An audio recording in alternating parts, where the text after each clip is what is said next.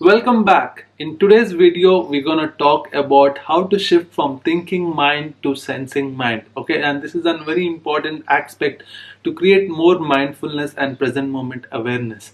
You see, most of us we are living life with this thinking mind. We keep thinking all the time. There is no break for it. There is no space of awareness. Most of the time, we are too attached to our thoughts, our emotion. That is why we are feeling so stressed out. If you take an example of a kid, if you see, they are so curious about life, right? They're so curious about any smell or what they see in their life, what they hear, what the new things.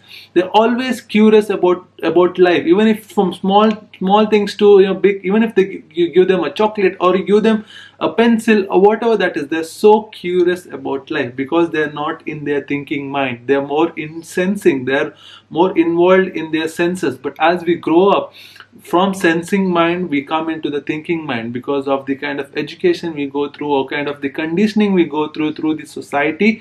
We get too attached to things, our emotions, our thoughts, people, and we get entangled into this. And in this coming series of certain exercises and meditation, I'm going to help you all to shift from the thinking mind to the sensing mind.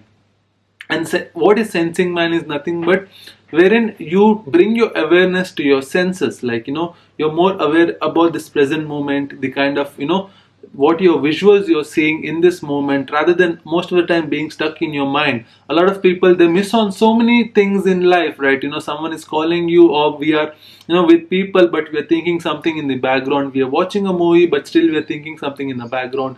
We're going for a holiday, but we're not actually there in the holiday. We're still thinking about work and the stress and the past and the future. So that is why it's very important to be very aware about your senses, like what are you seeing, your eyes, the power of seeing, the power of smelling, the power of tasting, the power of hearing, the power of feeling. That is very important, and that is what exactly we're gonna do in the coming exercises, wherein I'll help you all to be more aware about your senses.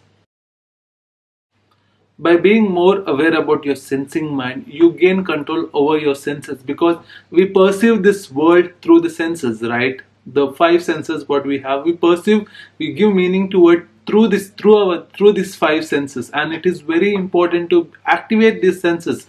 Most of the time people are not using your complete five senses. Either we're only using one or two senses, but not to get that overall presence of this present moment, not being stuck in your head. You have to move from your head to the way you feel, the way you sense life around you. That is what's very important. A lot of people gain this, you call it a sixth sense, right? That only happens when you move out of your mind. If you take an example of person like Einstein, okay, even if you read about his story, he got most of his ideas when he was in silence. Okay, it was not when he was very active all the time working he was getting an idea. The gravity, even he found out about gravity, but when he got so stressed out and he sat under a tree and he just wanted to relax, and an apple fell, right? That is how we found out when he was relaxed. That is when our mind is more active. We have a very wrong idea that only when you are thinking that we are more active. No, only when you're relaxed, only when you take a step back and uh, be aware, yourself, your life from a higher perspective. That is when more better ideas flow into our mind. That is when people become more creative, not when you're attached to your mind. And that is what exactly we're going to do in this coming series, and I'm so excited for this. I'm looking forward to help you all shift from your thinking mind to the sensing mind.